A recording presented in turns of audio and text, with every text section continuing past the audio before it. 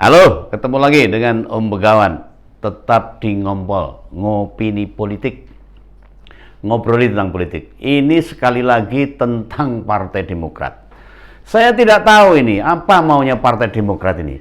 Kalau memang tidak siap ikut pemilu 2024 atau takut ikut pilpres, ya mundur saja.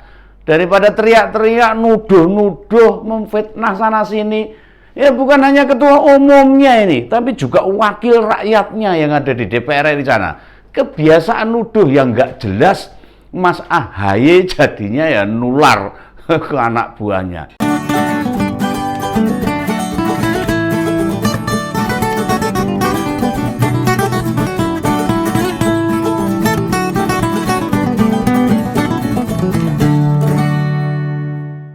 Kabar terbaru ini.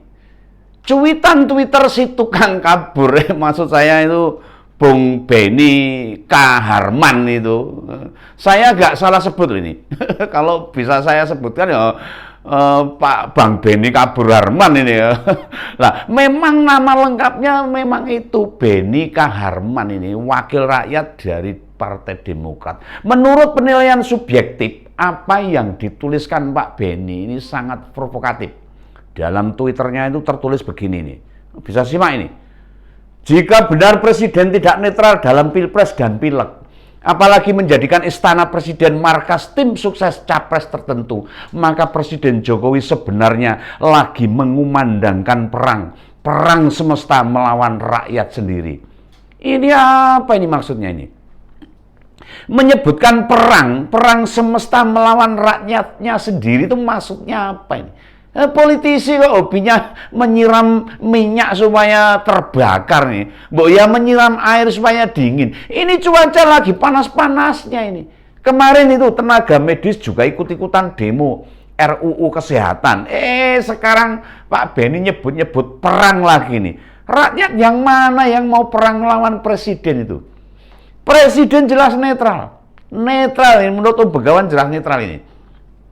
Tapi Pak Jokowi ya pasti memihak, karena dia juga punya keinginan. Apa jenengan itu lupa toh? Bagaimana perilaku Pak SBY waktu zaman dulu, waktu jadi presiden. Dulu tuh waktu 2014, memangnya Pak SBY tidak jadi tim penasihatnya Pak Prabowo dan Pak Hatta.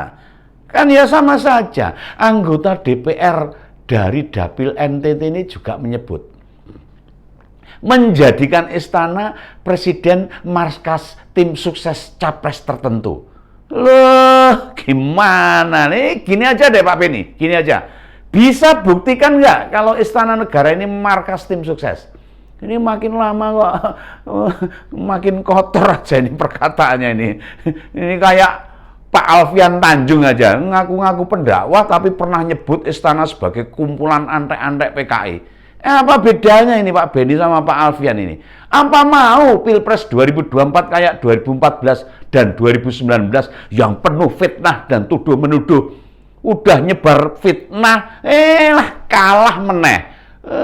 Gimana ini? Sudah gitu capres yang didukung malah bergabung ke Pak Jokowi. Apa nggak tambah malu jenengan itu? Makin tambah waktu kan Anda makin tambah umur toh. Mau nyalon gubernur mikir, bisa nggak ngalahin Pak Lais Kodat, malu dong sama anak istri.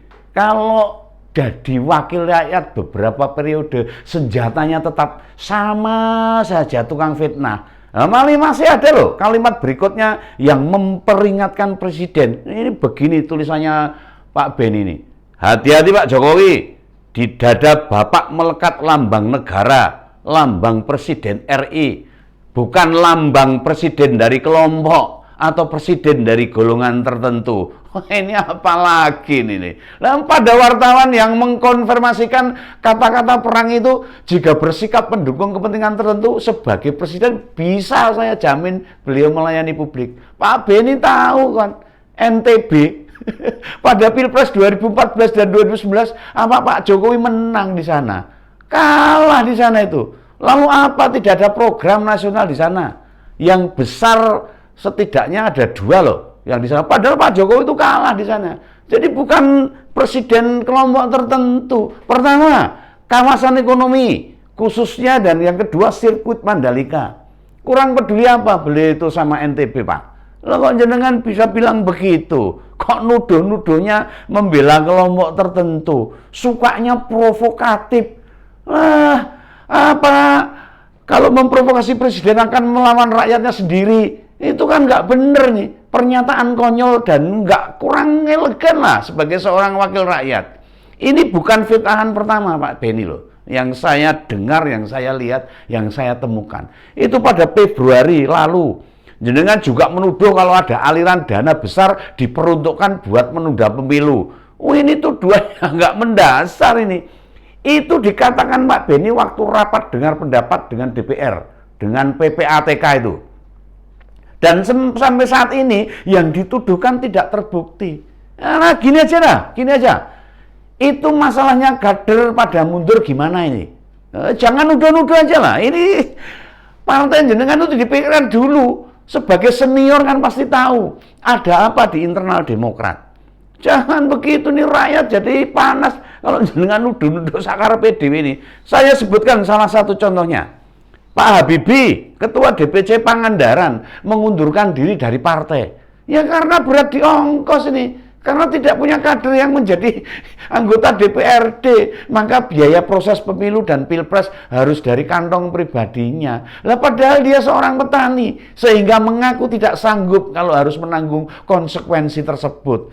Ya sudah, masalah-masalah begitu bantu diselesaikan. Jangan malah nuduh yang lain. Lah tidak kemudian malah ngoyo-woro, nuduh-nuduh pihak lain, bahkan presiden dituduh dengan tuduhan ngawur serta tidak masuk akal. Jangan seperti itu sebagai wakil rakyat, Pak.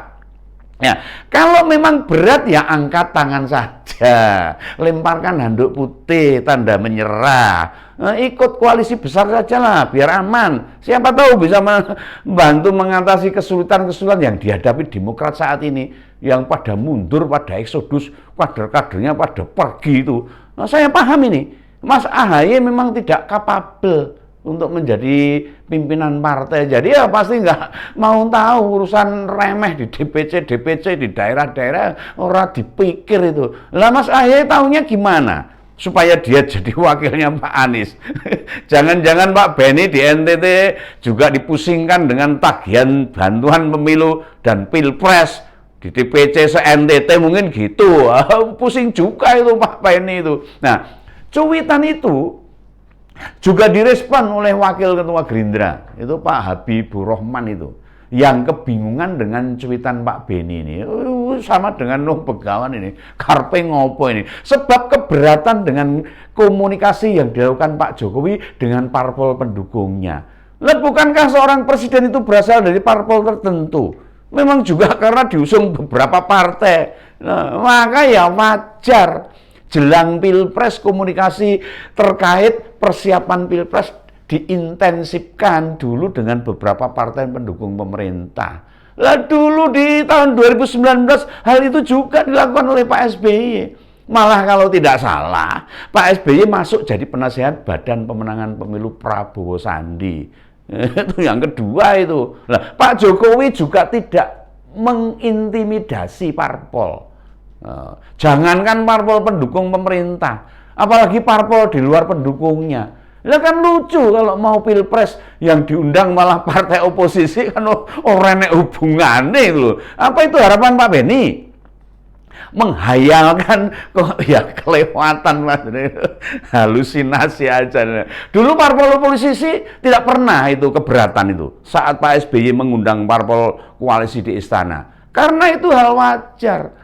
Tapi kan tidak menjadikan istana sebagai markas capres tertentu juga. Ya jangan begitu. Ungkapan atau tuduhan kalau Pak Jokowi tidak demokratis, itu menfitnah. Hanya melibatkan parpol pendukungnya, itu malah pernyataan yang tidak demokratis.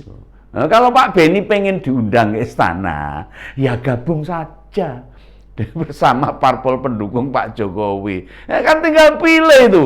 Oh gabung ke Golkar sama PKB atau ke Gerindra atau P3 PAN kan banyak.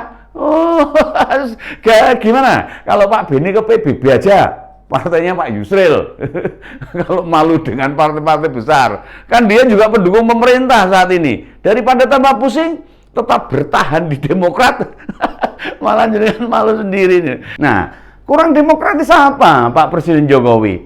Nasdem yang parpol pendukung pemerintah saja dibiarkan kok mengusung capresnya yang lain, itu Pak Anies Baswedan.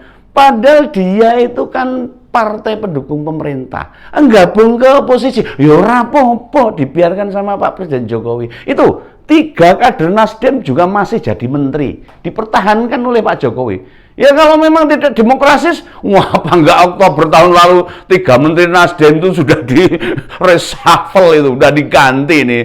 Ini wakil rakyat kok bicaranya seperti ini, sembarangan saja nih. Nah pantas banyak kader-kader keluar, petinggi Demokrat seperti Pak Saan Mustafa, Pak Marzuki Ali, Maxo Pakua, Pak Joni Allen Marbun, Pak Ferdinand Huta Hain, dan masih banyak lagi yang pada keluar. Lah karena memang seperti ini kualitasnya. Yang tersisa ya anak-anak muda yang masih belajar politik. Sementara yang tua-tua kayak Pak Beni, Pak Andi Malarangeng sudah tidak punya pengaruh apa-apa lagi. Alias tidak bisa mewarnai suasana demokratis di internal partai. Ya kalau di internal partai saja tidak demokratis, bagaimana mereka bisa menciptakan negara yang demokratis? Sini tanda-tandanya malah soyo ketok, soyo meloho kalau bahasa Jawa itu tambah kelihatan. Ya monggo, kader-kader Demokrat mau ikut saran saya atau mau ikut tenggelam bersama-sama, ya pilih menyelamatkan diri kalau menurut saya. Itu menurut kawan. Oke lah, kalau begitu sampai jumpa pada ngompol-ngompol berikutnya. Salam kawan, sampai ketemu lagi.